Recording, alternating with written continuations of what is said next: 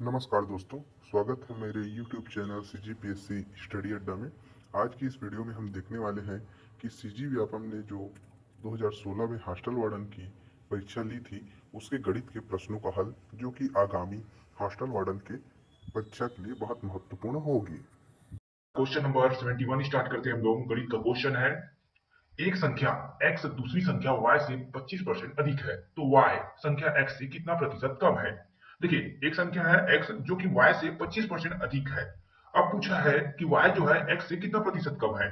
तो चलिए हम लोग देखते हैं।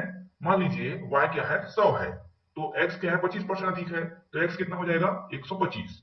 अगर y 100 है तो 125 हो जाएगा। x क्या किया है, इसे हम माने हैं, तो हम इससे घटा देते हैं तो 25 आ जाता है। x से हम y को घटा दिए तो 25 आ गया।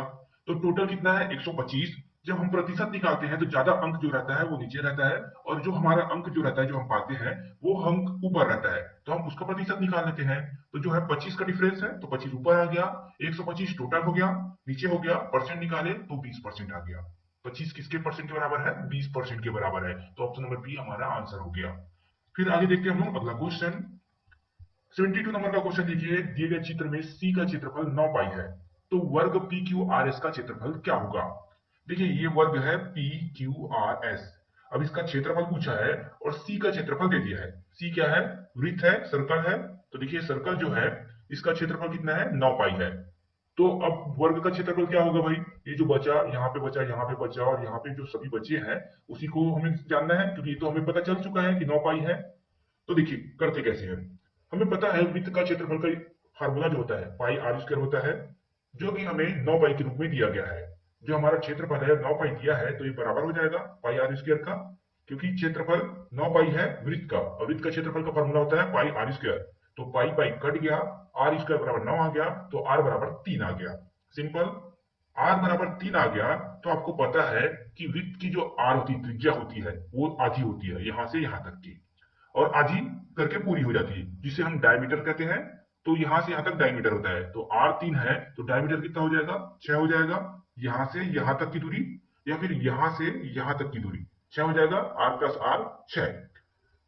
वर्ग का जो क्षेत्रफल होता है वो क्या होता है, ए का स्क्वायर, मतलब तो जो एक भुजा है, अगर उसका हम स्क्वायर कर दे या वर्ग कर दे तो वर्ग का क्षेत्रफल निकल जाता है। तो ए का स्क्वायर बराबर 36 हो जाएगा, यहाँ पर 6 का स्क्वायर हो जाएगा तो 36। तो ये जो टोटल कितना है, 36 है। तो ऑप्शन नंबर सी आंसर हो जाएगा आपका। चलिए आगे बढ़ते हैं हम लोग अगले प्रश्न की तरफ। अब क्वेश्चन नंबर 73 पूछा था, इसमें इनमें से कौन सा कथन सत्य है। देखिए कौन कौन सा कथन कहा गया है। आयत के विकर्ण एक दूसरे को समविभाजित करते हैं। तो ठीक है, आयत के जो विकर्ण है, अगर हम विकर्ण खींचते हैं, आयत आपको पता होगा कुछ इस प्रकार से होता है, यहाँ पर मैं ड्रॉ नहीं कर पा रहा हूँ, लेकिन आपको पता है आयत कैसा होता है। और आयत का हम डायगोनली खींचे तो लाइन, तो क्या हो जाएगा, समविभाजित होते हैं, समान भाग में उसको बांटते हैं। प्रत्येक समलंब चतुर्भुज एक समांतर चतुर्भुज होता है। तो समलंब चतुर्भुज जो होता है वो एक समांतर चतुर्भुज होता है। आपने समलंब चतुर्भुज देखा ही होगा, तो वो क्या होता है, एक समांतर चतुर्भुज होता है। अगर आपने नहीं देखा है तो अभी बुक निकालिए और बुक में देखिए समलंब चतुर्भुज और समांतर चतुर्भुज दोनों कैसे दिखता है, तो आपको समझ में आ जाएगा कि प्रत्येक समलंब चतुर्भुज एक समांतर चतुर्भुज होता है। एक चतुर्भुज जिसके चारों भुजाएं बराबर है वह वर्ग कहलाता है। तो अभी देखिए, हमने ऊपर देखिए, ये जो चतुर्भुज है जिसकी चारों भुजाएं बराबर है वो क्या कहलाएगा, वर्ग कहलाएगा। तो यहाँ पर जो पहला दूसरा तीसरा जो है वो सही है, ऑप्शन नंबर सी कथन 1 2 3 जो है सत्य है। फिर चौथा जो था, एक समलंब के विकर्ण समान होते हैं, तो ये जो है यहाँ पर सही नहीं होगा। तो ऑप्शन नंबर सी आंसर होगा, पहला दूसरा तीसरा सही है। अब आगे बढ़ते हैं अगला क्वेश्चन की तरफ। क्वेश्चन नंबर 24 है आपका, किसी लकड़ी के बंद डिब्बे की बाहरी माप 45 सेंटीमीटर, 32 सेंटीमीटर, 28 सेंटीमीटर है। यदि डिब्बा 1 सेंटीमीटर चौड़ी लकड़ी से बना है तो उस लकड़ी के डिब्बे की क्षमता क्या होगी। अब इमेजिन करिए, एक बॉक्स है, एक डब्बा है। अब उसमें बोल दिया है 1 सेंटीमीटर चौड़ा है उसका लकड़ी का बॉक्स, जो भी डिब्बा है। तो 1 सेंटीमीटर चौड़ा है, तो दोनों साइड से चौड़ा होगा, क्योंकि एक साइड तो नहीं होगा, उसके 4 साइड होते हैं, तो चारों साइड से वो चौड़ा हो जाएगा। तो डिब्बे की माप करेंगे तो 45 - 2 गुणा 32 - 2 गुणा 28 - 2।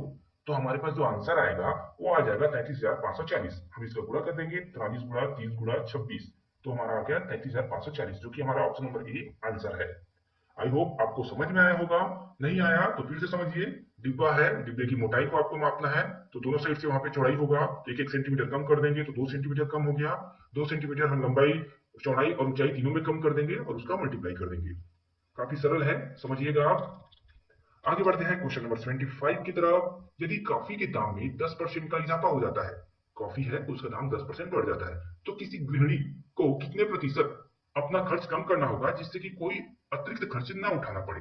देखिए 10% बढ़ गया, अब उसे इतना खरीदना है कि उसे कोई एक्स्ट्रा खर्चा ना लगे, मतलब क्वांटिटी कम हो रही है, उसकी मात्रा कम हो रही है, पैसा उतना ही दे रही है वो। तो एक फार्मूला होता है, सिंपल से फार्मूला के थ्रू मैं आपको बता देता हूँ। 100 गुना original price 100 plus original price.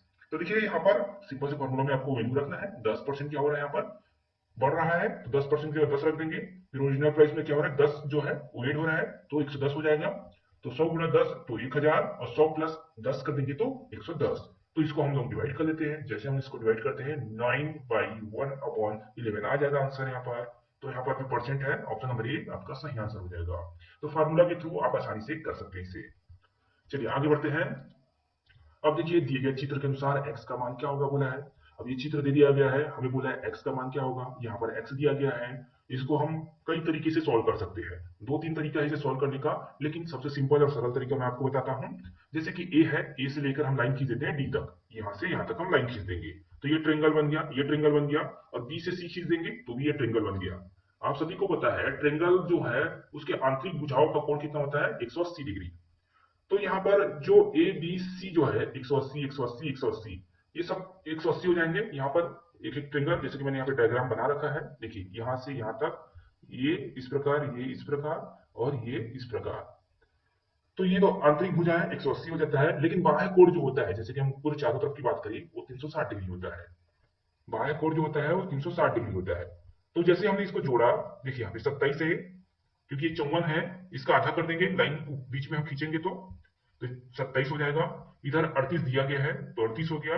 और ये जो बचा ये वाला एंगल, लाइन खींचने के बाद ये जो बचा वो 27 और 30, जैसे 27 और 38, देखिए 27 38, बचा वाला 115 होगा, तभी जाके 180 डिग्री होगा आंतरिक कोणों का मान। जो 27 138 और 115 जोड़ेंगे तो 180 डिग्री होगा।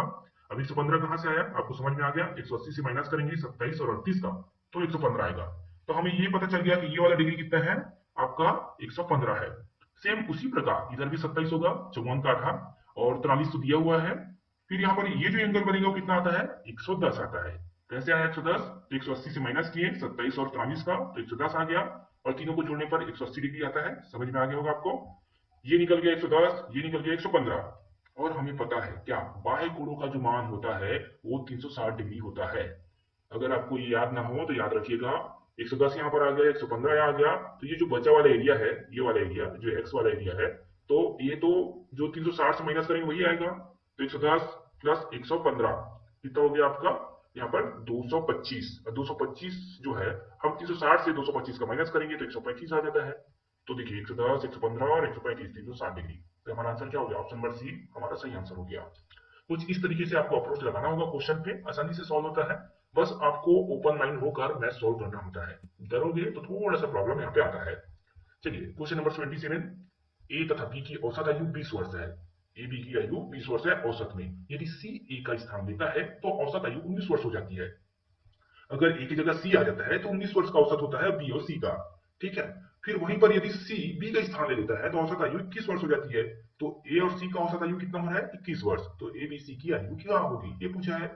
तो हम देख लेते हैं, ए प्लस बी कितना हो रहा है, औसत आयु 20 वर्ष। तो हम मान लीजिए 20 गुणा 2 कर दिए, 40 हो गया। तो 40 वर्ष है दोनों का एज। ठीक है, दोनों को मिला के बी प्लस सी का कितना हो रहा है, यहाँ पर 19 वर्ष औसत हो रहा है, तो 19 दूनी 2 तो 38, दोनों को मिलाकर 38 हो रहा है। ए प्लस सी का कितना हो रहा है, 21, तो 21 गुणा 2 कर देंगे, दो जने हैं इसलिए, तो 42 हो जाएगा। हमें यहाँ पे पता चल गया ए प्लस बी, बी प्लस सी और ए प्लस सी का किस प्रकार है, 40 38 42, सबको जोड़ दिए तो 120 आ गया। ए दो बार आ गया, बी भी दो बार आ गया और सी भी दो बार आ गया, तो 2 प्लस ए प्लस बी प्लस सी, तो 2 यहाँ बाहर में ब्रैकेट में ए प्लस बी प्लस सी हो जाएगा। तो अगर हम ए प्लस बी प्लस सी मतलब तीनों का आयु का तुलना करें तो 120 आएगा, तो आधा करेंगे तो कितना आ जाएगा, मतलब यहाँ को 2 को हम नीचे ले आएंगे तो ये 60 हो जाएगा। ए प्लस बी प्लस सी बराबर 60 हो जाएगा। तो ए प्लस बी का मान, तो ए प्लस बी कितना दिया गया है 40, तो 40 हम यहाँ पे रख देंगे। 40 को इस साइड भेजेंगे तो 60 माइनस 40 करेंगे तो सी का वैल्यू आ जाता है 20। तो सी की आयु क्या है, 20 वर्ष है। यहां से हमें पता चल गया सी की आयु कितनी है, 20 वर्ष है। इसी प्रकार हम सी की आयु को, देखिए 20 वर्ष ये है, हम सी की आयु को कहां रख देते हैं, यहां रख देते हैं। चलिए देखिए 20 वर्ष को हम यहाँ रखेंगे तो C बराबर 20 हो जाएगा, तो इस तरफ आएगा तो 38 से 20 घटेगा तो B का आयु क्या निकलेगा 18। अब C का निकल गया 20, B का 18, तो A की आयु क्या निकल जाएगा 22। यहाँ पर अगर C की आयु 20 रखेंगे तो 42 से घटाएंगे तो 22 वर्ष आ जाएगा। तो ये वाला ऑप्शन नंबर बी आपका सही होगा। A बराबर 22, B बराबर 18 और C बराबर 20। चलिए आगे बढ़ते हैं हम लोग अगले प्रश्न की तरफ। क्वेश्चन नंबर 78 है आपका, ए तथा बी की आयु का अनुपात 3:2 है तथा खर्च का अनुपात 5:3 है। यदि दोनों 200 रुपए की बचत करते हैं तो ए की आय क्या है? समझिएगा, आसान क्वेश्चन है, थोड़ा सा समझना पड़ता है। ए प्लस बी की आय क्या है 3:2 है, ठीक है। लेकिन इन लोग क्या कर रहे हैं 200 रुपए भी बचा रहे हैं, तो हम मान लेते हैं आय क्या है 3x है और 2x है। नहीं पता इसलिए हम x लिख रहे हैं, यहाँ पर अनुपात में थे इसलिए। अब इसमें 3x में 200 रुपए माइनस कर देंगे तभी तो हमें पता चलेगा उसका खर्च कितना है। 3x में माइनस 200 करेंगे तब वो 5 के में आएगा, और 2x माइनस 200 करेंगे तो वो 5 और 3 के अनुपात में आएगा, क्योंकि 200 रुपए क्या हो रहा है शेष बच रहा है उनकी जो आय है उसमें।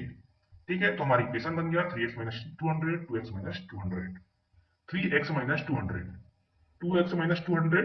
तब ये क्या होगा 5:3 होगा, क्योंकि जब तक हम 200 नहीं घटाएंगे हमें खर्च का अनुपात नहीं मिलेगा, जो अनुपात दिया है उसके बराबर नहीं आएगा। अब आ गया खर्च का अनुपात। अब इसको सॉल्व करते हैं तो x का वैल्यू आ जाता है 400। सॉल्व करना आपको आता ही होगा, 3 का मल्टीप्लाई इस साइड हो जाएगा, 5 का मल्टीप्लाई इस साइड हो जाएगा, जो 2x माइनस 200 है इस साइड चले जाएगा। सॉल्व करते हैं तो 400 आता है, और चूंकि a का आय पूछा है तो 3x दिया गया है, और 3x में तो x बराबर 400 है तो गुणा कर देंगे तो 1200। ऑप्शन नंबर डी आंसर आ जाएगा, 3 गुणा 400 मतलब 1200। आगे बढ़ते हैं, क्वेश्चन नंबर 79 देखते हैं। उस त्रिभुज का सबसे बड़ा कोण होगा, उस त्रिभुज का सबसे बड़ा कोण होगा यदि उसकी भुजाएं 7 सेंटीमीटर, 5 सेंटीमीटर और 3 सेंटीमीटर है। देखिए त्रिभुज दिया नहीं गया है लेकिन बोला गया है, तो हमने एक त्रिभुज बना लीजिए।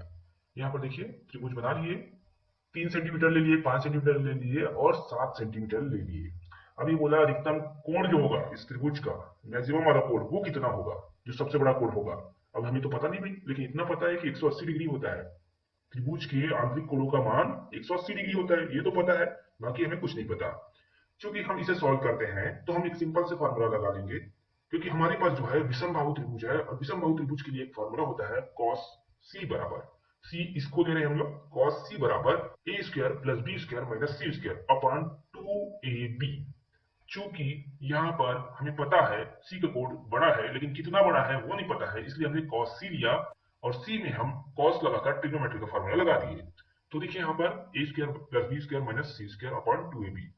तो cos c बराबर यहाँ पर देखिए a square plus B square minus C square upon 2ab, जो ए फार्मूला है उसी को हम रख लेंगे। a बराबर हमने 3 ले लिया, b बराबर 5 और c बराबर 7, कुछ इस प्रकार से। तो a का स्क्वायर करेंगे मतलब 3 का स्क्वायर करेंगे, फिर b का स्क्वायर करेंगे माइनस c का स्क्वायर। इस प्रकार हम फार्मूला में वैल्यू रख देते हैं। आता है हमारे पास cos c बराबर -1/2। इसको हम सॉल्व करते हैं जब, तब हमारे पास आता है -1/2।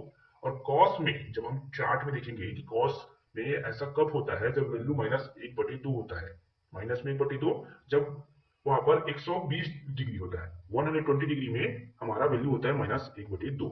तो cos जो है हम इसे निकाल लेंगे, और यहाँ पर हमारा आ जाता है 2π/3, जो कि 120 डिग्री के बराबर होगा। तो ऑप्शन नंबर देखिए डी आंसर होगा, सी बराबर क्या है 120 डिग्री। तो ये जो सबसे बड़ा कोण होगा हमारा वो 120 डिग्री का होगा। देखिए अगर आपने अच्छे से नहीं पढ़ा है ट्रिग्नोमेट्री त्रिकोणमिति, तो ये क्वेश्चन थोड़ा सा समस्या जा सकता है आपको। अगर त्रिकोणमिति आपने पढ़ रखा है तो आसानी से समझ में आ गया होगा, नहीं पढ़ा है तो कोई बात नहीं, अभी बुक ओपन करिए, अभी आपको समझ में आ जाएगा बुक ओपन करके कि ये क्वेश्चन कैसे सॉल्व हुआ। चलिए आगे बढ़ते हैं। वैसे ये फॉर्मूला जो है विषम बाहु त्रिभुज के लिए अप्लाई हुआ। 80 नंबर का क्वेश्चन देखिए, वह न्यूनतम संख्या जिसको 1018 में जोड़ने से पूर्ण वर्ग प्राप्त होगा। अब देखिए यहाँ पर 5, 6, 4, 7 दिया गया है, इसको जोड़े कि वो पूर्ण वर्ग बन जाए। तो देखिए यहाँ पर 6 को जोड़ते हैं हम, 6 को जोड़ेंगे तो 1018 में 6 जोड़े तो 1024 हो गया, और 1024 क्या है 32 का स्क्वायर के बराबर है। ठीक है, तो यहाँ पर क्या हो जाएगा हमारा आंसर 6 आंसर आ जाएगा, क्योंकि 32 का स्क्वायर 1024 होता है। 1018 प्लस 6 जोड़ के। अब इसी एग्जाम हॉल में हम कैसे जानेंगे कि हमारा ऐसा कुछ होगा आंसर करके, तो उस समय आपको थोड़ा सा रफ वर्क करना होगा। रफ वर्क करके आप चेक करिएगा कि कौन सा आ रहा है। जैसे कि 5 जोड़कर देखेंगे आप तो 1023 आएगा, तो आसपास देखेंगे कि 1000 से ऊपर जो वर्ग है, जैसे कि 31 का, जैसे 30 का आपका 900 हुआ, फिर उसके बाद देखेंगे 31 का वर्ग करके, फिर 32 का वर्ग करके, तो आपको पता चलेगा 32 का वर्ग करके 1024 होता है। तो वहां पर आप एग्जाम हॉल में रफ वर्क करके जान सकते हैं। तो आंसर हो गया आपका ऑप्शन नंबर बी 6। वन है, एक आयताकार कागज के टुकड़े को जिसकी माप 25 सेंटीमीटर इंटू 15 सेंटीमीटर है लंबी भुजा की तरफ से मोड़ा जाता है, तो इस तरह बनने वाले बेलन का अधिकतम आयतन होगा। देखिए यहाँ पर 22 सेंटीमीटर है और यहाँ पर 15 सेंटीमीटर है जो इसका माप है। लंबी भुजा की तरफ से मोड़ा जाता है तो हम इसे लंबी भुजा की तरफ से मोड़ेंगे कुछ इस प्रकार 22 वाला, तो 15 जो है इसका हाइट हो जाएगा। देखिए लंबी भुजा की तरफ से मोड़ रहे हैं तो 15 क्या हो जाएगा, इसका हाइट हो जाएगा। तो h बराबर 15 हमारा निकल गया। अब हम क्या करेंगे, अब देखिए पाई का आप पता ही आपको, पाई बराबर 22/7 होता है। और जो आपका बेलन है, देखिए अभी इसे हमने क्या बनाया, बेलन बनाया है। बेलन का परिधि क्या होता है, 2πr। तो 2πr परिधि होता है, तो हम क्या करेंगे यहाँ से r निकाल देंगे। तो r बराबर हो जाएगा देखिए 22। तो देखिए 22 और ये जो 22/7 है वो पाई का है, नीचे से है इसलिए 22 नीचे है, ऊपर 7 आ गया। 22 कौन सा है, तो ये जो परिधि का मान होगा, ये जो 22 दिया है जो गोल करेंगे तो ये परिधि हो जाएगा, वो है।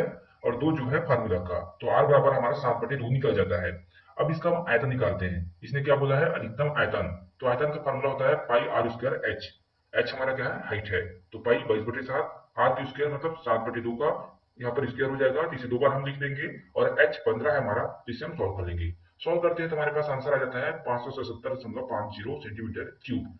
और ये जो है ऑप्शन नंबर बी हमारा आंसर हो जाएगा। सिंपल है, बस समझना है आपको क्वेश्चन किस तरह से पूछा है, उस हिसाब से आपको काम करना होता है।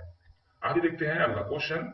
देखिए एक आयत है जिसकी लंबाई 35 सेंटीमीटर है तथा उसकी चौड़ाई 28 सेंटीमीटर है तथा दिए गए चित्र के अनुसार आयत की दोनों भुजाओं में अर्धवृत्त काट के निकाले गए हैं, तो रेखांकित भाग का क्षेत्रफल होगा। तो ये जो रेखांकित भाग है, रेखा खींचा गया है, वहां का क्षेत्रफल पूछा है।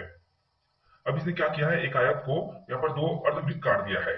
तो समझते हैं, चलिए आयत का सबसे पहले क्षेत्रफल निकालेंगे। तो 35 गुणा 28 हो जाएगा, ए बराबर 35 गुणा 28 तो 980 सेंटीमीटर स्क्वायर हो जाएगा। ये क्या हुआ, आयत का क्षेत्रफल। अब क्या है, इसमें आधा वृत्त जो काटा गया है उसका क्षेत्रफल देख लेते हैं।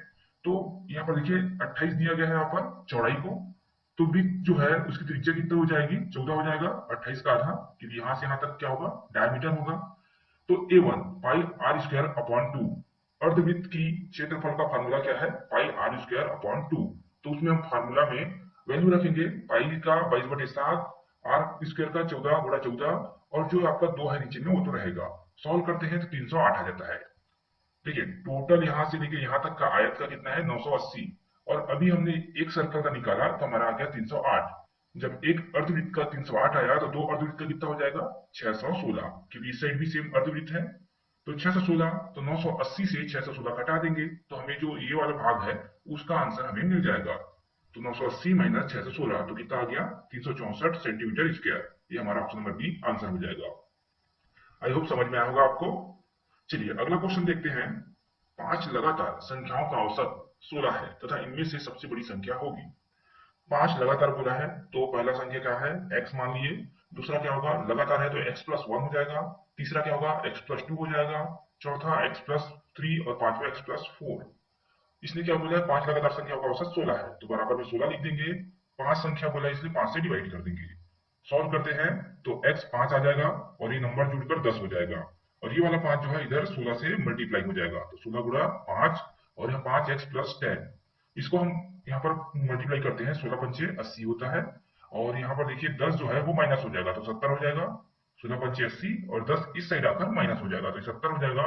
और 5 जो है नीचे आ जाएगा, तो ये देखिए यहाँ पे डिवाइड होगा तो 14 आ जाएगा। तो x बराबर 14 है और इसने पूछा है, क्या पूछा है, सबसे बड़ी संख्या। तो सबसे बड़ी संख्या क्या होगा, x+4 होगा। तो x+4 बराबर 14+4 18। तो ऑप्शन नंबर सी हमारा सही आंसर होगा। चलिए क्वेश्चन देखिए, किसी बेलन की त्रिज्या यदि दुगनी कर दी जाए तो उसकी ऊंचाई में क्या परिवर्तन होगा कि उसका आयतन अपरिवर्तित रहे। देखिए किसी बेलन की त्रिज्या को दुगनी किया जा रहा है, लेकिन उसकी ऊंचाई में परिवर्तन क्या होगा वो पूछा है, लेकिन आयतन में कोई परिवर्तन नहीं होना चाहिए, ये भी बोला है। तो देखिए हम पाई r स्क्वायर h हमारा क्या होता है, आयतन होता है। और पाई r स्क्वायर h हमारा बेलन का आयतन है। और यहाँ पर 2r ले लेते हैं क्योंकि त्रिज्या दुगनी करने को कहा है। त्रिज्या हम दुगनी करते हैं तो हमारे पास आ जाता है, देखिए यहाँ पर पाई पाई यहाँ पे कट जाएगा, r स्क्वायर जो है ये भी कट जाएगा, 4 बचा और h बचा, 4h बराबर h। तो h बराबर कितना आ गया, h/4। तो ये जो बड़ा h है वो किसका है, जो बड़ा रहेगा उसका, बड़ा बेलन रहेगा उसका है। और ये छोटा h जो है छोटा बेलन का। तो प्रारंभिक ऊंचाई का 25% हो जाएगा। जैसे इसने क्वेश्चन में कहा था दुगना कर दिए, तो क्या परिवर्तन होगा, जो पहला ऊंचाई था उसका 25% ही ऊंचाई रह जाएगा। अगर हम त्रिज्या दुगनी कर देते हैं तो आंसर क्या आ गया हमारा ऑप्शन नंबर ए। अब देखिए क्वेश्चन नंबर 85 है, किसी जार में लाल सफेद नीले रैपर वाले टॉफी रखे हैं। लाल रैपर की संख्या सफेद रैपर की संख्या का 4/5 है और सफेद रैपर की संख्या नीले रैपर की संख्या का 3/4 है। यदि कुल 470 रैपर है तो नीले रैपर कितने हैं। अब देखिए हम सबसे पहले यही काम करते हैं कि मान लेते हैं नीले रैपर की संख्या x है, तो सफेद रैपर की संख्या क्या होगा 3x/4। 3 ये जो है 3/4 उसमें आ जाएगा। सफेद रैपर की संख्या नीले रैपर की संख्या के 3/4 है, इसलिए लाल रैपर बराबर क्या हो जाएगा, लाल रैपर की संख्या सफेद रैपर की 4/5 है। चूंकि सफेद रेपर की संख्या जो है 3/4 एक्स हो गया, तो उसको रख देंगे, और उसका 4/5 क्या है, लाल रेपर है, तो उसको रख देंगे। इक्वेशन कैसे बनाया आपको समझ में आया होगा। इसका हो जाएगा 3x/4, लेकिन इसमें क्या बोला है 4/5 बोला है, तो उसका भी हम यहाँ पे मल्टीप्लाई करेंगे, क्योंकि जो लाल रेपर है वो सफेद रेपर के 4/5 भाग है, इसलिए। आगे हम इसको सॉल्व करते हैं इक्वेशन बनाकर। तो देखिए हम इक्वेशन बनाकर हम सॉल्व करते हैं तो हमारे पास क्या आता है, टोटल यहाँ पर 470 रेपर बोला है, तो 470 हम बाजू पे लिख लेंगे, साइड में लिख लेंगे बराबर करके, और इसे सॉल्व करते हैं। तो इसे जब सॉल्व करते हैं हम, तो देखिए 20x प्लस 15x और plus 12x is equal to 470 आएगा, और ये जो 4 गुणा 5 होगा नीचे, वो मल्टीप्लाई होकर यहाँ पर 20 आ जाएगा। ऊपर तो मल्टीप्लाई हो गया, लेकिन नीचे जो है वो 20 आ जाएगा, बगल से यहाँ पर मल्टीप्लाई होगा। अब इसको सॉल्व करते हैं तो हमारे पास क्या आ जाता है आंसर में 200। x बराबर क्या दे सकता है 200। 470 को हम 47 से भाग देंगे, क्योंकि हम इसको जब जोड़ेंगे 20 प्लस 15 35, 35 प्लस 12 47 है, तो 47 x आएगा, तो x यहाँ पर रहेगा, 47 नीचे जाएगा, और 470 गुणा 20 यहाँ पे रहेगा, तो 470 जो है वो 47 से 10 बार में कट जाएगा, और 10 गुणा 20 200 आ जाएगा, तो x बराबर 200। तो ऑप्शन नंबर डी हमारा आंसर हो गया। आगे बढ़ते हैं अगले क्वेश्चन की तरफ। यदि 7 पुरुष या 8 महिला या 10 बच्चे एक काम को 24 दिनों में पूर्ण करते हैं, प्रत्येक दिन 9 घंटे काम करते हैं, तो 4 महिलाएं 5 बच्चों के साथ कितने पुरुष प्रत्येक दिन 6 घंटे काम करते हुए 18 दिनों में पूर्ण करेंगे। इस तरह का क्वेश्चन हमेशा पूछा जाता है। तो इस तरह का जब क्वेश्चन आए तो आपको सिंपल से उसको चेंज करना होता है।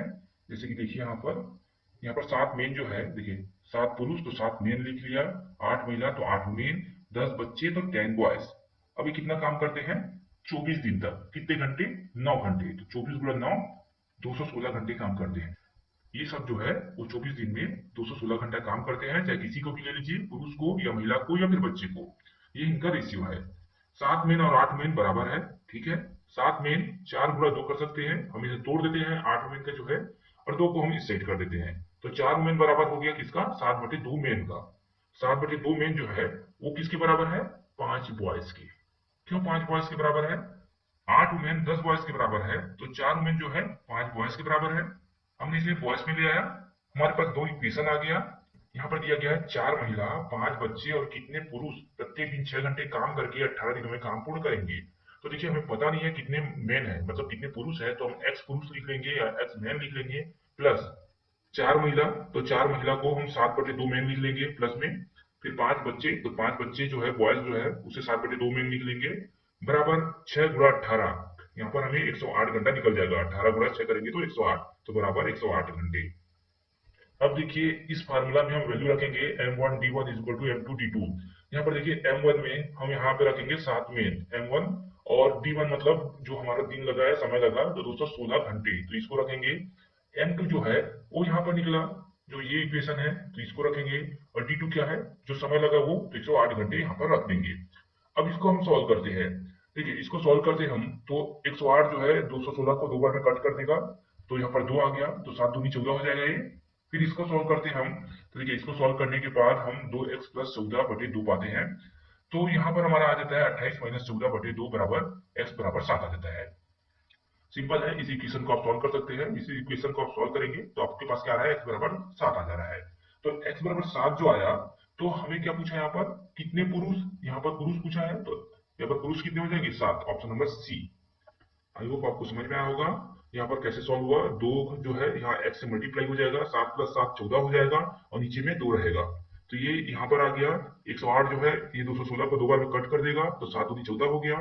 अब ये जो है 14 हो चुका है, और यहाँ 2x प्लस 14 है, अब ये 2 मल्टीप्लाई होगा तो 28 हो जाएगा, और ये 14 इस तरफ आएगा, और 2 जो है नीचे आ जाएगा, तो इसे सॉल्व करेंगे तो हमारा x बराबर 7 आ जाएगा। चलिए आगे बढ़ते हैं। एक दुकानदार एक किताब की छपे हुए दाम पर 10% छूट देने के उपरांत उसको बेचने के बाद 12% लाभ कमाता है, तो किताब के क्रय मूल्य व छपे मूल्य का अनुपात होगा। देखिए, कोई किताब है, कोई दुकानदार बेचता है, उसमें वो 12% लाभ कमाता है। किस मूल्य पे? छपे मूल्य जो है उसे 10% छूट देने के बाद, जो भी मूल्य रहा होगा 10% छूट दिया होगा।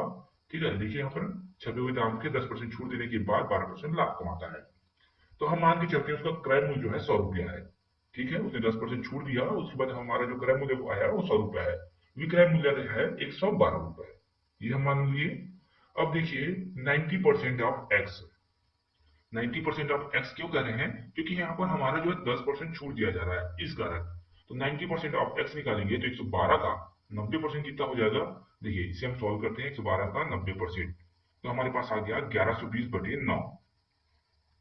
ये क्या है? आया हमारा x की वैल्यू 1120/9। 1120/9 जो है वो क्या होगा अगर वो छूट नहीं देता है? देखिए यहाँ पर किताब के क्रय मूल्य पर छपे मूल्य की अनुपात बताइए। तो जो छपा मूल्य है वो हमें बता रहा है 1120/9 है, और हमारा जो क्रय मूल्य है वो तो हमने 100 मान के रखा है। तो क्रय मूल्य बटा छपा मूल्य कर लेंगे, तो 100/1120/9 आ जाएगा। 9 ऊपर चले जाएगा तो 900 हो जाएगा, 1120 नीचे हो जाएगा। सॉल्व करेंगे, कट करते हैं, 0 0 कट हो जाएगा, 90 है फिर 112 है, तो 2 से 45 बार में एक कट हो जाएगा और 2 से 56 बार में एक कट हो जाएगा। तो ऑप्शन नंबर ए हमारा आंसर आएगा।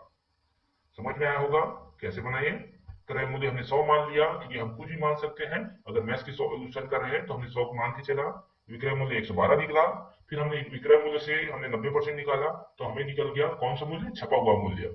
तो छपा हुआ मूल्य हमारा 1120/9 आया। चूंकि इसने बोला था कि क्रय मूल्य और छपे मूल्य का अनुपात बताना है, तो हमने सेम उसी वैल्यू को रख दिया यहाँ पर और हमारा आंसर आ गया। फिर देखिए क्वेश्चन नंबर 88 है, एक ट्रेन किसी यात्रा को बिना रुके 8 घंटे में पूरी करता है। यदि ट्रेन की गति 5 किलोमीटर प्रति घंटा ज्यादा होती है तो ट्रेन उस यात्रा को 6 घंटे 40 मिनट में पूर्ण कर लेता है, तब ट्रेन की प्रारंभिक गति होगी। समझिएगा, 8 घंटे में क्या करता है? वो बिना रुके अपनी यात्रा पूर्ण कर लेता है। और 5 किलोमीटर प्रति घंटा ज्यादा होती, मतलब उसकी स्पीड 5 किलोमीटर प्रति घंटा ज्यादा होती, तो ट्रेन उस यात्रा को 6 घंटे 40 मिनट में पूर्ण कर लेता। तो ट्रेन की स्पीड की पूछ रहा है, प्रारंभिक स्पीड। स्पीड हमें पता नहीं है, इसलिए हम क्या करेंगे? एक्स मान लेंगे। चाल बराबर दूरी बटे समय होता है, तो दूरी बराबर चाल गुणा समय हो जाएगा। डिस्टेंस 8x हो जाएगा। 8x क्यों हुआ? क्योंकि यहाँ पर स्पीड और टाइम दोनों को हम यहाँ पर देख रहे हैं, स्पीड x है और टाइम कितना है? 8 घंटा है। फिर देखिए न्यू स्पीड बोल रहा है, न्यू स्पीड में क्या हो रहा है? 5 किलोमीटर प्रति घंटा की स्पीड से बढ़ रहा है, तो x+5 हो जाएगा। टाइम क्या है हमारा? 6 घंटा 40 मिनट, तो 6 घंटा 40 मिनट हमारा टाइम है। अब हम इसको सॉल्व करते हैं। देखिए सिंपल से फॉर्मूला में रख देंगे, x+5 जो हमारा स्पीड है 20/3। अब 20/3 क्या है? तो देखिए ये जो 6 घंटा 40 मिनट है उसी को हमने क्या किया है यहाँ पर? हमने उसे बटे के रूप में लिख दिया, 20/3 लिख दिया, 6 घंटा 40 मिनट को बराबर 8x। 8x क्या है हमारा? तो देखिए 8x से हमारा डिस्टेंस निकला 8 घंटा के कारण। 8 घंटा में हम ट्रेन पूरी करते अपना यात्रा, इस कारण। तो देखिए यहाँ पर नहीं सॉल्व करते हैं हम जैसे, इसको सॉल्व करने पर 20x से मल्टीप्लाई होगा, 20 5 से मल्टीप्लाई होगा, 3 भी मल्टीप्लाई होगा। 8x यहाँ पर है हमारा, 20x + 100 ये हो जाएगा, 3 इधर जाके मल्टीप्लाई होगा, 24x हो जाएगा। 100 जो है यहाँ पर है 4x आ गया, क्योंकि 20x और 24x में, तो 20x इस साइड आकर कट जाएगा तो 4x बचा, तो x बराबर कितना आ गया? 25 आ गया। तो 25 किलोमीटर प्रति घंटे की स्पीड से ट्रेन क्या है यहाँ पर? प्रारंभिक गति रही होगी उसकी। ये हमारा आंसर आता है। चलिए आगे बढ़ते हैं। क्वेश्चन नंबर 89 है, एक समकोण त्रिभुज के आधार पर विकर्ण का अनुपात 4/5 है। त्रिभुज का परिमाप 48 सेंटीमीटर है, तो त्रिभुज का क्षेत्रफल होगा। देखिए समकोण त्रिभुज है, आधार और विकर्ण का अनुपात क्या है? 4/5 है, तो आधार 4x 5x ले लेते हैं हम लोग। परिमाप कितना है? 48 सेंटीमीटर है। ठीक है, अब इसमें हम क्या करेंगे? पाइथागोरस प्रमेय लगा देंगे। AC का स्क्वायर, AC का स्क्वायर मतलब 5x का स्क्वायर, AB का स्क्वायर, तो AB का स्क्वायर मतलब यहाँ पर AB स्क्वायर कुछ नहीं दिया है, BC क्या है हमारा? 4x है, तो उसका स्क्वायर कर दिए, तो यहाँ से हमारा AB निकल जाएगा। AB स्क्वायर बराबर ये 25x स्क्वायर होगा और ये 16x स्क्वायर होगा, तो 16 को इससे करेंगे तो माइनस में चले जाएगा। AB स्क्वायर बराबर 9x स्क्वायर आएगा, माइनस होने के बाद AB बराबर आ जाएगा 9x स्क्वायर, तो फिर यहाँ पे 3x आ जाएगा। AB हमारा 3x निकल गया। पूछा क्या है इसने? त्रिभुज का क्षेत्रफल। तो देखिए त्रिभुज का क्षेत्रफल निकालेंगे तो परिमाप हमें पता है 48 दिया है। परिमाप कितना दिया है? 48। और ए बी बी सी ए सी हम तीनों का देख लेते हैं। तो यहाँ पर 3x 4x 5x, तो x की वैल्यू कितना आ गया? 4 आ गया। x की वैल्यू 4 आ गया, तो h बराबर, जो हमारा h बराबर है 3x है, जैसे कि ये 3x निकला हमारा, तो 4 है तो 4 से मल्टीप्लाई करेंगे 12 सेंटीमीटर, ये है 4 तो यहाँ पे मल्टीप्लाई करेंगे तो 16 सेंटीमीटर आ गया, 4 गुणा 4। और यहाँ पर देखिए एरिया निकालते हैं तो समकोण त्रिभुज का क्षेत्रफल का फार्मूला जो होता है 1/2 बेस इंटू हाइट, मतलब आधार गुणा आपका ऊंचाई होता है, मतलब 1/2 आधार गुणा ऊंचाई आपका क्षेत्रफल होता है। इसमें हम वैल्यू रख देंगे, 16 ये निकला, 12 ये निकला, हमारे पास आ गया 96। तो ऑप्शन नंबर बी 96 सेंटीमीटर इसका हमारा आंसर हो जाएगा। आगे बढ़ते हैं। क्वेश्चन नंबर 90 है, एक घासलेट टीन का 3/5वां भाग भरा हुआ है। यदि इसमें 6 बोतल तेल निकाला गया तो 3 बोतल तेल पुनः डाला गया तो टीन आधा भर जाता है, तो टीन की क्षमता बोतलों में होगी। ठीक है, हम टीन की क्षमता बोतलों में बताते हैं। तो देखिए हमें कुछ नहीं पता तो हम क्या x मान लेंगे, टीन की क्षमता क्या है, x है। क्वेश्चन में बोला है 3/5 भाग भरा है तो 3/5 x मान लेते हैं। साथ ही इसने बोला था कि 6 बोतल तेल निकाला जाता है, 3 बोतल तेल पुनः डाला जाता है, तो हमने कितना निकाला, 3 ही बोतल निकाला, तो -3 कर देंगे। 3 बोतल निकालने से क्या हो गया, उसमें वो आधा हो गया, आधा भर गया, मतलब 1/2 x हो जाएगा। तीन की क्षमता नहीं पता इसलिए हमने x यहाँ पर मल्टीप्लाई किया है। सॉल्व करते हैं तो ये 3x हो जाएगा, 5 मल्टीप्लाई होगा 3 से 15 हो जाएगा, 5 मल्टीप्लाई हो जाएगा इधर तो 5x/2 हो जाएगा। अब ये 2 जो है मल्टीप्लाई होगा 6x हो जाएगा, 15 से 2 मल्टीप्लाई होगा 30 हो जाएगा और 5x बचा। अब ये जो 30 है इस साइड आएगा 30 हो जाएगा, और ये 5x जो है इस साइड आया तो x हो जाएगा, माइनस होकर, तो x बराबर हमारा 30 आ गया। तो ऑप्शन नंबर डी, x बराबर हमारा 30, मतलब जो टीन की क्षमता है बोतलों में वो 30 है, तो ऑप्शन नंबर डी हमारा सही आंसर हो जाएगा। इसके बाद है, दो टेलर्स एक्स एंड वाई को उनके नियोक्ता ने कुल 550 रुपए प्रति सप्ताह प्रदान किए। यदि एक्स की राशि वाई के प्रदान की गई राशि से 120% हो तो वाई की राशि प्रति सप्ताह कितनी है। इसने बताया है कि एक नियोक्ता है जो दो टेलर्स को, एक्स और वाई दो टेलर्स है, उसको 550 रुपए सप्ताह में प्रदान किए, जिसमें एक्स की राशि जो है 120% अधिक है वाई की राशि से। तो हम मान लेंगे X plus Y is equal to 550 जो कि दिया हुआ है, और x बराबर क्या आ जाएगा, देखिए x बराबर 120/100 और y ये कहां से आया, ये जो दूसरी लाइन दी गई है, x की राशि y की प्रदान की गई राशि का 120% है, तो x बराबर 120/100 फिर y का मल्टीप्लाई हो जाएगा, क्योंकि x जो है 120% है y का। अब यहां से हमें x पता चलता है, जिसको हम यहाँ पर रख देते हैं वैल्यू को 120/100 y, हम यहाँ पर वैल्यू रख दिए। यहाँ पर देखिए 550 है, 120 और 100 में यहाँ पर 0 0 कट जाएगा, 12/10 y हो जाएगा प्लस y। अब इसको हम सॉल्व कर लेते हैं। देखिए 10 जो है y से मल्टीप्लाई होगा तो 10y हो जाएगा, और ये 10 जो है 550 से मल्टीप्लाई होगा, तो यहाँ पर देखिए आगे ये इस तरह हो जाएगा, तो 12y प्लस 10y बटे में 10 रहेगा, और अभी जो है 10 जो है 550 से मल्टीप्लाई नहीं हुआ है, और यहाँ पर 12y प्लस 10y 22y हो गया, 10 जो है 550 से मल्टीप्लाई होने को चला गया, 22 जो है वो नीचे आ जाएगा। तो देखिए y बराबर 550 गुणा 10/22, तो 22 जो है यहाँ पर देखिए 11 दूनी 2 बार में कटेगा, और ये 50 बार में, ये कितने बार में कट जाएगा, 50 बार में 11 से, 2 जो है 10 को 5 बार में कट करेगा, तो 50 और 5, तो y कितना आ गया 250। तो ऑप्शन नंबर बी हमारा आंसर हो जाएगा, y की राशि प्रति सप्ताह 250 रुपए है। बहुत ही सिंपल तरीके से बताने का प्रयास किया मैंने यहाँ पे। इसी प्रकार आगे और क्वेश्चन देखते हैं हम लोग। देखिए दूसरा क्वेश्चन है जो 62 नंबर का, किसी संख्या का 1/5 दूसरी संख्या के 5/8 के बराबर है। यदि पहली संख्या में 35 जोड़ दिया जाए तो वह दूसरी संख्या की 4 गुना हो जाता है, तो दूसरी संख्या क्या होगी। अब देखिए x और y मान लेते हैं हम लोग, संख्या क्या है, x और y है, तो संख्या का 1/5 दूसरी संख्या के 5/8 के बराबर है, तो x का 1/5 y के 5/8 के बराबर है, ऐसा हमने मान लिया। अब यहाँ से x का इक्वेशन निकल जाएगा, x बराबर क्या होगा 25/8y, 5 जो है यहाँ पर मल्टीप्लाई हो गया 5 से, तो 25 हो गया, तो ये हमारा आ गया x का वैल्यू। दूसरी तरफ क्या बोला है, यदि पहली संख्या में 35 जोड़ दिया जाए, मतलब x में 35 जोड़ दिया जाए तो वह दूसरी संख्या का 4 गुना हो जाता है, मतलब y का 4 गुना हो जाता है, तो यहाँ पर x प्लस 35 बराबर 4y हो जाएगा। x का वैल्यू हमने यहाँ पर निकाला है, इसको यहाँ पर रख देंगे, 25y/8 प्लस 35 बराबर 4y। अब y का वैल्यू हम यहाँ से निकाल लेते हैं, 8 का मल्टीप्लाई हो जाएगा 35 से तो 280 हो जाएगा, 8 का मल्टीप्लाई हो जाएगा 4 से तो 32 हो जाएगा, तो 25y 32y और यहाँ पर 280, इसको हम लोग सॉल्व कर लेते हैं यहाँ पर, तो 7y बराबर 280 आ जाएगा, क्योंकि 25y इस तरफ जाएगा 32y की तरफ, तो वहां पर माइनस हो जाएगा, तो 7y बचेगा, तो y बराबर कितना हो जाएगा 280/7, तो y बराबर आ गया हमारा 40। तो हमारा आंसर क्या है, ऑप्शन नंबर बी, दूसरी संख्या कितनी होगी 40 होगी। आई होप समझ में आया होगा आपको। आगे बढ़ते हैं तीसरे क्वेश्चन की तरफ। क्वेश्चन नंबर 63 देखिए, दी गई आकृति में AOB एक सरल रेखा है, तब x तथा y का मान क्या होगा। देखिए ये आकृति दी गई है, ए और क्या बोला यहाँ पर ओ, यहाँ पर बीच में है, और बी एक सरल रेखा है, और यहाँ पर एक्स और वाई का मान पूछा है।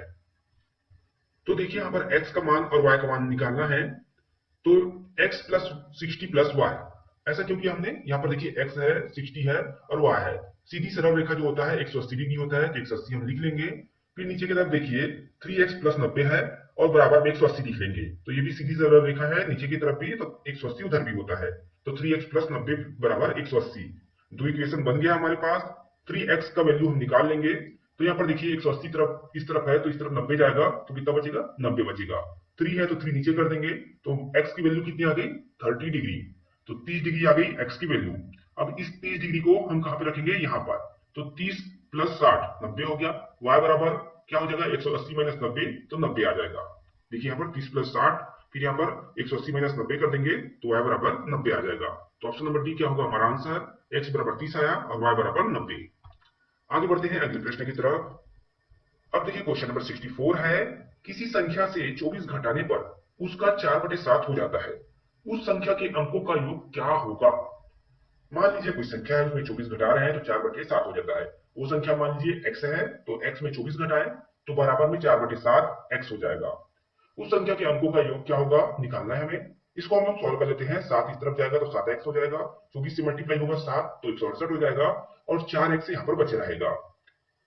अब 168 जो है इस तरफ आएगा और 4x है इस तरफ आएगा, तो 3x बचेगा, 7 माइनस 4x हो जाएगा, तो 168 प्लस में हो जाएगा, क्योंकि यहाँ पे माइनस में, इसलिए x जो है वो यहाँ पर कितना आ जाएगा, 168/3, तो 56 आ जाएगा। 56 आ गया। उसमें देखिए उस संख्या के अंकों का योग पूछा उसने, 56 का योग कितना हो जाएगा, 5 प्लस 6 तो 11, तो ऑप्शन नंबर बी हमारा आंसर हो जाएगा, 11 आ जाएगा। यहाँ पर दोनों संख्या का योग कर दिए, तो इस प्रकार ये भी सॉल्व हो गया। फिर देखिए क्वेश्चन नंबर 65 देखिए, दी गई आकृति में x का मान कितना होगा। अब ये आकृति दिया गया है, इसमें x का मान पूछा है, तो हमें पता है त्रिभुज के तीनों कोणों का मान होता है 180 डिग्री। ठीक है, इस आकृति में त्रिभुज का तीनों कोण ले लेते हैं, जैसे कि ये देखिए इस प्रकार, ये जो है उसका 180 डिग्री होता है, तो 180 माइनस 120 कर लेते हैं, क्योंकि 30 40 और 50 टोटल 120 हो जाता है। यहाँ पर देखिए इस प्रकार, तो 180 माइनस 120 करेंगे तो 60 आ जाएगा। अब वो 60 डिग्री कौन सा है, तो यहाँ का जो सी से लेकर बी तक लाइन है ना, वहां का है आपका 60 डिग्री। तो ये θ2 हो गया और θ1, तो θ2 और θ1 को हम मिलाएंगे, वो होगा 60। θ1 और θ2 बराबर 60 डिग्री। चूंकि ये भी एक त्रिभुज बन गया, देखिए यहाँ पर, तो इसका भी टोटल मान कितना होगा, 180, तो x प्लस θ1 प्लस θ2 बराबर 180 होगा। चूंकि हमने θ1 और θ2 निकाल लिया है, ये जो है हमने यहाँ निकाला है, 60 डिग्री आया है, तो इसका वैल्यू हम यहाँ पर रख देंगे, तो 60 यहाँ रखेंगे, तो x का मान कितना आएगा, 180 माइनस 60, तो 120, तो ऑप्शन नंबर सी हमारा आंसर हो जाएगा। सिंपल है, समझने के बाद हर क्वेश्चन सॉल्व आसानी से होता है, इस बात को समझिएगा। अब देखिए जो क्वेश्चन नंबर जो दिया गया था 66 का, उसे विलोपित कर दिया गया था, किसके द्वारा, व्यापक के द्वारा। जब क्वेश्चन विलोपित कर दिया गया है तो उसे हम नहीं देखते, क्योंकि कोई मतलब नहीं है उसे देखने का, क्योंकि आंसर तो नहीं आएगा। आगे बढ़ते हैं, क्वेश्चन नंबर 67 देख लेते हैं। 67 में देखिए, दी गई आकृति में त्रिभुज एबीसी की भुजा सीबी को डी तक, सी को ई तक तथा बी को एफ तक बढ़ाया गया है। ठीक है, यदि कोण एबीडी 140 डिग्री है, कोण ईएफ 30 डिग्री है, तब कोण एसीबी होगा। अब देखते हैं जो हमारे पास फिगर है, यहाँ पर दिया गया है एबीसी है। अब तीनों को बढ़ाया गया है, सी को इधर ई तक, एफ तक बढ़ाया गया इसको, और यहाँ तक बढ़ाया गया है डी तक। तो देखिए यहाँ पे ये 140 डिग्री है और ये 30 डिग्री है। पूछा क्या है हमसे, कोण एसीबी क्या होगा, तो एसीबी ये क्या होगा, सिंपली θ2 पूछा है हमसे यहाँ पर। तो θ1 क्या है यहाँ पर, देखिए θ1 है 30 डिग्री, ये वाला जो डिग्री है वो 30 डिग्री है, और ये वाला 140 है, तो ये कितना हो जाएगा 40, क्योंकि सीधी लाइन कितना होता है 80 डिग्री का, तो 140 है ये अगर, तो इधर कितना हो जाएगा 40 डिग्री, तो हमें तो पता चल गया 40 है। फिलहाल हम इसको देखते हैं, तो θ1 प्लस θ2 कितना हो जाएगा 140, तो θ1 30 डिग्री, θ2 जो है θ2 रहेगा और 140, तो यहाँ पर 30 को इस साइड लाएंगे तो हमारे पास कितना आ जाता है θ2 बराबर 110 डिग्री, और 30 डिग्री यहाँ पर है, तो इसका देखिए यहाँ पर ये कोण इधर यहाँ 30 है, तो यहाँ भी 30 हो जाएगा। आपने पढ़ाई होगा इस प्रकार का। चलिए आगे बढ़ते हैं, 110 आ गया हमारा आंसर। यदि 2x की पावर -1 प्लस 2x प्लस 1 बराबर 1280 है, तो x का मान होगा। देखिए यहाँ पर x का मान निकालना है, तो सबसे पहले हम 1280 को तोड़ लेंगे 1024 में और 256 में। 1024 मतलब 2 की घात 10 और प्लस 2 की घात 8 करेंगे तो 256 होगा। इसको हमने तोड़ा और इसे हमने पावर पे ले लिया, क्योंकि इधर भी है, सबका बेस सेम है, आधार सेम है, इसलिए x माइनस 1 आ जाएगा, x प्लस 1 आ जाएगा, बराबर 10 प्लस 8 आ जाएगा। तो 2x माइनस 1 और प्लस 1 कट जाएगा, 2x आ जाएगा, तो x बराबर क्या आ जाएगा, यहाँ देखिए 10 प्लस 8 18 है, तो x बराबर आ जाएगा 9। तो हमारा आंसर हो जाएगा ऑप्शन नंबर बी। तो कुछ इस प्रकार से ये क्वेश्चन भी सॉल्व हो जाता है। क्वेश्चन नंबर 69 है, 20 अंकों का औसत शून्य है, उनमें से अधिक कितने अंक धनात्मक हो सकते हैं। तो देखिए 20 अंकों का औसत शून्य है, देखिए 20 अंक का औसत हो रहा है, तो औसत मतलब क्या हो रहा है, जुड़ रहा है। तो जुड़ रहा है तो वहां पर हमें क्या करना होगा, कम से कम एक संख्या तो माइनस में लेना ही पड़ेगा। मान लीजिए आप 19 संख्या जो भी लेते हैं वो आप लेते हैं, लेकिन एक संख्या माइनस में लेंगे तो 19 संख्या का जितना जोड़ होगा वो कट के 0 हो जाएगा। तो हमें कम से कम 19 संख्या लेना होगा, तो ऑप्शन नंबर डी हमारा आंसर होगा। ये बात देखिए, ये जो है इस क्वेश्चन का सॉल्यूशन है। समझ में आया होगा ये क्वेश्चन। 20 अंक का औसत शून्य है तो 19 को हम धनात्मक ले सकते हैं और एक अंक हम माइनस में लेकर सबको 0 कर सकते हैं। मान लीजिए सबको जोड़ने पर, अगर 19 अंक को जोड़ने पर 100 आ रहा तो माइनस 100 कर देंगे 20वां अंक, तो 0 हो जाएगा। अब देखिए क्वेश्चन नंबर 70 है, 4 इलेक्ट्रॉनिक उपकरण क्रमशः प्रत्येक 30 मिनट, 1 घंटा, 1.5 घंटा और 1 घंटा 45 मिनट के अंतराल में बीप की आवाज देते हैं। यदि सभी उपकरण एक साथ बीप की आवाज दे तो 12 बजे दोपहर में करते हैं, पहली बार अगर 12 बजे दोपहर में करते हैं तो अगली बार एक साथ बीप की आवाज कब करेंगे। तो इसमें हम लोग क्या करते हैं, लघुत्तम निकालते हैं। 30 मिनट जो है, फिर यहाँ पर देखिए 1 घंटा है तो 60 मिनट, फिर 90 है तो वहां पर 90 मिनट, देखिए 1.5 घंटा है तो 90 मिनट और 1 घंटा 45 मिनट है तो यहाँ पर 105 मिनट। मिनट में ले रहे हैं क्योंकि यहाँ पर हमें आसान होगा सॉल्व करने में। लघुत्तम निकालिए, क्योंकि सभी को लघुत्तम निकालना आता होगा, लघुत्तम निकालिए। अब इस लघुत्तम का सॉल्यूशन आया हमारा 1260 मिनट। कितना आया, 1260 मिनट। तो 1260 मिनट को हम घंटे में बदलेंगे, तो 1260 बटे 60 करेंगे तो 21 घंटा हो जाता है। तो दोपहर में 12 बजे बजा तो अब 21 घंटा बाद बजेगा, तो दोपहर 12 बजे और 21 घंटा जोड़ते हैं तो सुबह का 9 होता है, अगली सुबह, अगले दिन की सुबह का 9 बजता है। तो ऑप्शन नंबर सी हमारा आंसर हो जाएगा। आई होप समझ में। देखते हैं वह सबसे छोटा कौन सा अंक है जिसे 12, 15, 20 और 54 से विभाजित करने पर 8 शेषफल प्राप्त होता है। बहुत सिंपल तरीके से, सरल तरीके से क्वेश्चन को सॉल्व करेंगे। देखिए इसने बोला है कि ये 4 अंक है और इसे विभाजित करने पर 8 शेषफल प्राप्त होता है। हमें कुछ नहीं करना, सिंपल से उठा के लघुत्तम समापवर्तक बनाएंगे, एलसीएम लगाएंगे चारों में। एलसीएम लगाते हैं तो हमारे पास आ जाता है 2, 2, 3, 3, 3 और 5। एलसीएम निकालना आपको आता होगा, क्योंकि देखिए 2 से सबसे पहले हम डिवाइड करते हैं, फिर 2 से फिर करते हैं, जब तक कटता रहेगा 2 से तब तक करेंगे, फिर 2 से कटना बंद हो जाएगा तो 3 से करते हैं, फिर 3 से कटना बंद हो जाए तो 4 या 5 से करते हैं, उस प्रकार आगे बढ़ते हैं। तो लघुत्तम निकालना आपको आता ही होगा। तो हमने क्या किया, यहाँ से लघुत्तम निकाल लिया। लघुत्तम निकालने पर हमारे पास क्या आया, 540। तो 548 जो है उसमें 8 बच रहा है, 54 से हम इसको डिवाइड करेंगे तो 540 तक तो डिवाइड हो जाएगा, 8 बचेगा तो 48 में ही। तो ऑप्शन नंबर ए आपका आंसर हो जाएगा। बहुत सरल होता है क्वेश्चन, अगर आप समझ जाते हैं तो। अगर समझ में नहीं आए तो वही क्वेश्चन बहुत बड़ा बन जाता है। आगे देखते हैं 42 नंबर का क्वेश्चन। इसमें देखिए एक लंबवृत्तीय बेलन की ऊंचाई 28 सेंटीमीटर है, ठीक है, इसकी ऊंचाई 28 सेंटीमीटर है तथा इसका वक्र पृष्ठ का क्षेत्रफल, ये जो वक्र पृष्ठ है उसका क्षेत्रफल 44 वर्ग सेंटीमीटर है। इसके आधार की त्रिज्या कितनी होगी। ये जो त्रिज्या r पूछा है, आधार बोला है तो नीचे साइड हो गया, तो इसकी त्रिज्या r कितनी होगी पूछा है। क्षेत्रफल दे दिया वक्र पृष्ठ का, लंबाई दे दिया है 28 सेंटीमीटर है। अब हमें इसे निकालना है क्या, हमें आधार की त्रिज्या। बहुत ही सिंपल है। देखिए पृष्ठीय क्षेत्रफल या फिर ये जो आपका वक्र पृष्ठ क्षेत्रफल दिया गया है उसका फार्मूला होता है 2 पाई आर एच। किसके केस में बात करें हम लोग, बेलन के केस में। अब 2 पता है, फिर पाई 22/7 होता है, आर हमें निकालना है, एच इसने दे दिया है। और पृष्ठीय क्षेत्रफल कितना दिया है, तो 44 दिया है, तो 44 को लिख लेंगे बराबर में, 2 दिया है फिर 22/7 लिख लेंगे, आर निकालना है और एच 28 है। तो यहाँ से सारे अंक तो हमको मिल गए, आर बस तो निकालना है। तो सिंपल से इसे सॉल्व कर लेते हैं। 7 ऊपर जाके मल्टीप्लाई हो जाएगा 44 से, 2 22 जो है नीचे चले जाएंगे, 28 भी नीचे चले जाएगा। फिर यहाँ से हम सॉल्व करते हैं, 22 जो है 44 को 2 बार में कट कर देगा, फिर यहाँ पे 7 जो है 28 को 4 बार में कट कर देगा, तो ऊपर 2 बचा नीचे 4 बचा, 2 2 फिर कट जाएंगे तो 1/4 बचा। तो आर बराबर क्या हुआ, 1/4 सेंटीमीटर। आई होप समझ में आया होगा। बहुत ही सरल तरीके से मैं आपको समझाने की कोशिश कर रहा हूँ। क्वेश्चन कठिन नहीं होते हैं, बस आपको उनको समझना होता है। अगर कोई क्वेश्चन कठिन लग रहा है तो समझने में समस्या आती है, तभी लगता है। चलिए आगे बढ़ते हैं। अब यहाँ पर देखिए क्वेश्चन नंबर 43 है, 16 पाइप एक टंकी को 14 मिनट में भरता है, 9 पाइप खराब हो जाने पर टंकी कितनी देर में भरी जाएगी। क्वेश्चन को सॉल्व करने का तरीका अलग अलग हो सकता है, अलग अप्रोच हो सकता है। जैसे कि मैंने इसमें अप्रोच लगाया, 16 पाइप है, 14 मिनट है, तो 16 गुणित 14 करेंगे तो 224 लीटर पानी भरता है। ये हमने देखा, इसको मल्टीप्लाई करके तो 224 लीटर पानी भर जाता है 16 पाइप के माध्यम से 14 मिनट में। मतलब हमने क्या देखा कि 224 लीटर का टंकी है। ये हमें समझ में आ रहा है। अब 224 लीटर का टंकी है, अब पाइप कितना बचा 16 में से? 9 पाइप तो खराब हो गया, तो 7 पाइप बचा, तो 224 को हम 7 से डिवाइड कर देंगे तो कितना मिनट लगेगा? 32 मिनट। क्योंकि यहाँ पे हमने 14 मिनट को मल्टीप्लाई किया था जब, तो अब हम क्या करेंगे, 7 से डिवाइड करें तो हमारे पास मिनट आएगा, तो 32 मिनट। तो ऑप्शन नंबर ए हमारा आंसर हो जाएगा, 32 मिनट में टंकी भर जाएगी। आगे बढ़ते हैं। देखिए क्वेश्चन नंबर 44 है, 8,000 रुपए का 20% वार्षिक दर से 2 वर्ष 6 महीने में वार्षिक रुपए से संयोजित चक्रवृद्धि ब्याज कितना होगा? अब देखिए, आप अपने तरीके से सॉल्व करेंगे तो इसमें फार्मूला लगाएंगे, लेकिन मैं इसे किस तरीके से सॉल्व करता हूँ। अब ये 8,000 रुपए है, 20% वार्षिक ब्याज दर लग रहा है, तो 8,000 का 10% कितना होता है? 800 रुपए। 8,000 का 10% 800 होगा। यहाँ पर जो है जीरो के बाद डॉट लग जाएगा, 800 होगा। 20% बोला है तो 800 का दूना 1600। तो पहले वर्ष में जो ब्याज आएगा वो कितना आएगा? 1600। देखिए पहले वर्ष में कितना ब्याज आएगा? 1600। फिर दूसरे वर्ष में क्या कितना ब्याज आएगा? 8,000 का ब्याज आएगा 1600, और 1600 का ब्याज आएगा 320 रुपए। क्योंकि 1600 का 20% कितना होता है? 320। अब ये कैसे निकाले? 10% होगा 160, और 160 का दूना कर दिए क्योंकि 20% है, तो 320। इस तरह हम निकाल लिए। देखिए सॉल्व करने का तरीका थोड़ा अलग है, लेकिन अवेयरनेस के साथ आप इस तरह से सॉल्व करते हैं तो काफी आसानी से ये सॉल्व होता है।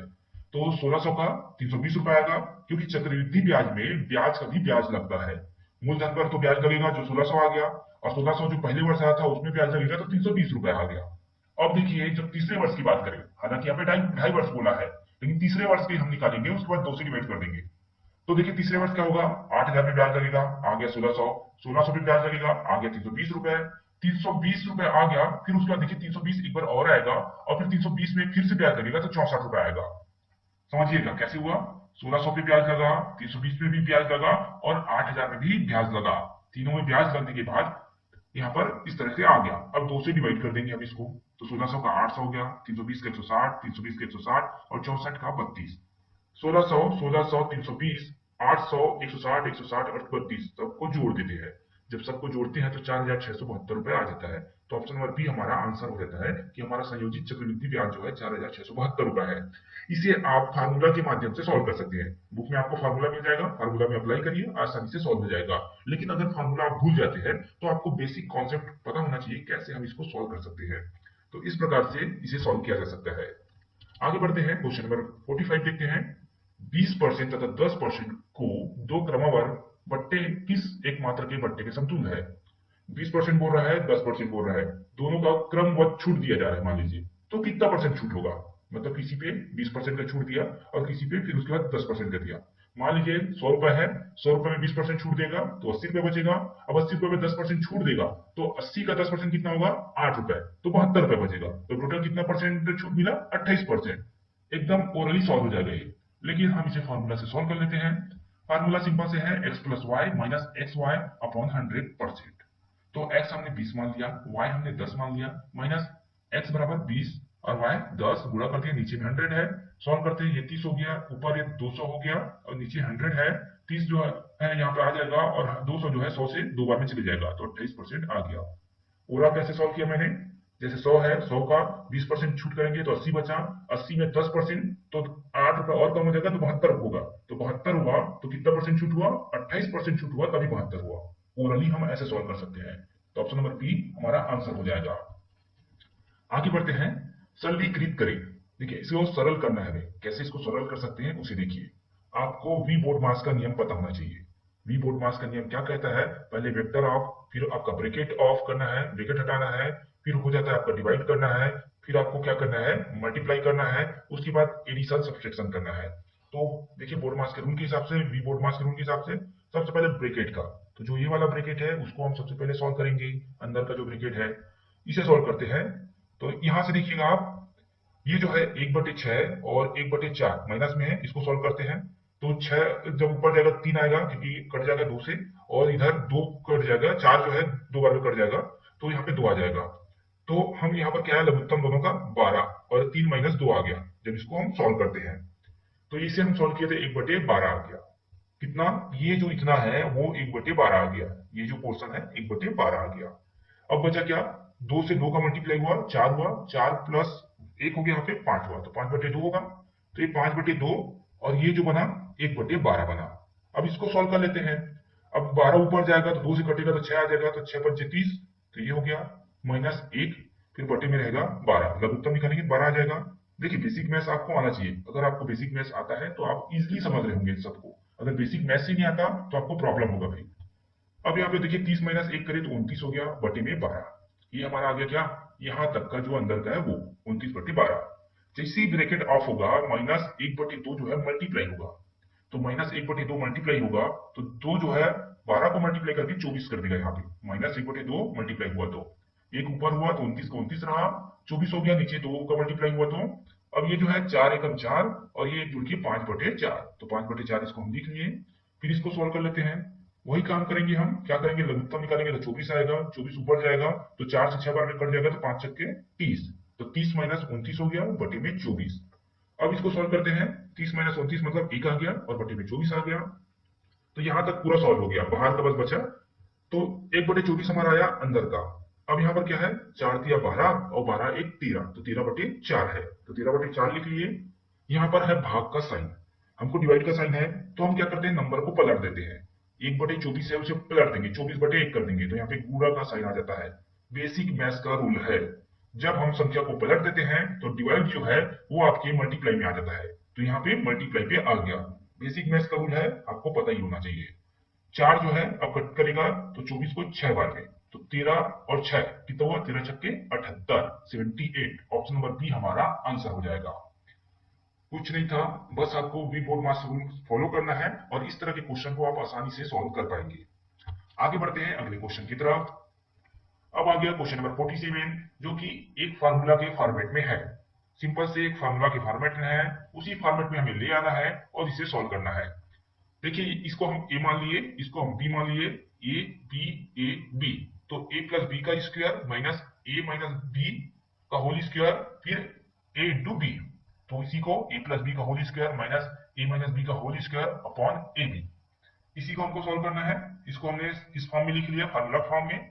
अब ए प्लस बी का स्क्वायर करेंगे तो ए के स्क्वायर प्लस बी के स्क्वायर प्लस 2ab, सिंपल से फार्मूला को हमने यहाँ पर लिख दिया। तो ए का स्क्वायर प्लस बी का स्क्वायर प्लस 2ab बराबर क्या होता है, ए प्लस बी का होल स्क्वायर, फिर माइनस का साइन है यहाँ पे, तो सिंपल से a माइनस बी के स्क्वायर प्लस 2ab हो जाएगा, माइनस सामने है तो ये यहाँ पे माइनस हो जाएगा और ये माइनस माइनस प्लस हो जाएगा, तो 2ab यहाँ पे देखिए। चलिए आगे बढ़ते हैं। अब इसको हमने क्या कर लिया, नीचे ए बी है तो ए के स्क्वायर माइनस ए के स्क्वायर कट गया, बी के स्क्वायर माइनस बी के स्क्वायर कट गया, यहाँ पे प्लस 2ab है, प्लस 2ab है तो 4ab हो जाएगा, ab ab कट गया तो 4 आ गया, तो हमारा आंसर क्या होगा, ऑप्शन नंबर सी 4 हो जाएगा। सिंपल है। चलिए आगे बढ़ते हैं हम लोग। क्वेश्चन नंबर 48, एक वाहन चालक 150 किलोमीटर की दूरी 50 किलोमीटर प्रति घंटे की चाल से तय करता है और वापस 30 किलोमीटर प्रति घंटे की चाल से समान दूरी तय करता है। पूरे प्रवास में उसकी औसत चाल किलोमीटर प्रति घंटा में क्या होगी। 150 किलोमीटर दूरी को वो तय करता है पहले 50 किलोमीटर की स्पीड से और इधर 30 किलोमीटर की स्पीड से, तो कितना कितना देर लगा, 150 को हम 50 से डिवाइड करेंगे 3 घंटा लगा, 150 को हम 30 से डिवाइड करेंगे तो 5 घंटा लगा। अब इसने पूछा क्या है हमसे, हमसे पूछा है औसत चाल। औसत चाल क्या होगी, तो औसत चाल का फॉर्मूला होता है कुल दूरी बटे कुल समय। तो कुल दूरी कितना हुआ है 300 किलोमीटर, 150 किलोमीटर वो जा रहा है, 150 किलोमीटर वो आ रहा है, समय कितना लगा 8 घंटे, तो 8 से डिवाइड कर देंगे तो 300 बटे 8, तो कितना आ गया 37.5 किलोमीटर प्रति घंटा, तो ऑप्शन नंबर ए हमारा आंसर हो जाएगा। तो इस प्रकार से ये क्वेश्चन सॉल्व हो जाता है। आगे बढ़ते हैं क्वेश्चन नंबर 49 की तरफ। 3 साझेदारों का एक व्यापार में लाभ का अनुपात 5, 7, 8 है। इनका धन क्रमशः 14 महीने, 8 महीने तथा 7 महीने के लिए निवेशित रहा। इनकी पूंजियों का अनुपात क्या होगा। समझना क्या बोल रहा है, हमने इसे एक्स वाई जेड के अनुपात में ले लिया है। 5 के अनुपात में है 14 महीने के लिए तो 5/14, फिर अनुपात है 7 का है 8 महीने के लिए तो 7/8, फिर अनुपात है 8 का है 7 महीने के लिए तो 8/7। अब इसको हमें सॉल्व करना है, तो अब जो है 14 जो है x से मल्टीप्लाई होगा क्योंकि x का कंपोनेंट है, तो 14x हो गया। 8 जो है y से मल्टीप्लाई होगा 8y होगा। 7 जो है वो z से मल्टीप्लाई होगा तो 7z होगा। बाकी बचा क्या 5:7:8, 5, 7, 8 बचा यहाँ पे। अब x निकालेंगे तो हमारा 5 जो है उससे करेंगे तो x बराबर क्या हो जाएगा 5/14, ये 5 है और ये 14 है, 14 नीचे जाएगा, x बराबर 5/14, y बराबर 7/8 हो जाएगा और z बराबर 7 नीचे चले जाएगा तो 8/7 हो जाएगा। ये हमें पता चल गया x y z। अब x y z हमें पता चल गया, इसी का हम लघुत्तम निकाल लेते हैं और इसे हम सॉल्व करते हैं। तो देखिए लघुत्तम निकाले तो नीचे 56 आया है और देखिए 5 गुणा 4 कहां से आया, तो जब इसको लघुत्तम निकालेंगे तो 5 के साथ 4 का मल्टीप्लाई होगा, क्योंकि 8 ऊपर जाएगा तो वो जो है 7 और 2 है, 14 मतलब 7 और 2, तो 2 जो है 8 को 4 बार में कट कर देगा और जब 7 ऊपर जाएगा तो 7 7 को कट कर देगा, तो 5 गुणा 4 आएगा, 7 गुणा 7 रहेगा, क्योंकि यहाँ पे देखिए 7 जो है ऊपर जा सकता है, 8 भी ऊपर जा सकता है, तो यहाँ जब इसको भी आपको बेसिक चीज है आप सॉल्व कर सकते हैं। सॉल्व करते हैं तो ये 20 आ गया, ये 49 आ गया और ये 64 आ गया, तो अनुपात में ऑप्शन नंबर बी हो जाएगा आंसर, 20:49:64। ये भी आपको समझना होगा। चलिए आगे देखते हैं, एक और प्रश्न देख लेते हैं इसी में। अब देखिए यहाँ पे क्वेश्चन नंबर 50, किसी वस्तु का क्रय मूल्य उसके अंकित मूल्य का 75% है, 15% बट्टा देने के बाद व्यापारी का लाभ प्रतिशत कितना होगा। देखिए क्रय मूल्य कितना है, अंकित मूल्य का 75%। समझिएगा, मान लीजिए अंकित मूल्य 100 रुपए है और हमने खरीदा कितने में है, 75 रुपए में, और हमें कितना परसेंट छूट देना है, हमें 15% छूट देना है अंकित मूल्य पे, तो 15% छूट देंगे कितना रुपए हो जाएगा, 85 रुपए। तो हमें फायदा कितना हो रहा है, हमें फायदा हो रहा है, देखिए 75 हमारा क्रय मूल्य है, 10 रुपए प्रॉफिट हो रहा है, 10 ऊपर ले लिए, परसेंट में निकाले तो 13 1/3%। हमें कितना परसेंट फायदा हुआ, 13 1/3%। तो ऑप्शन नंबर ए हमारा आंसर हो जाएगा। रुपए में पूछता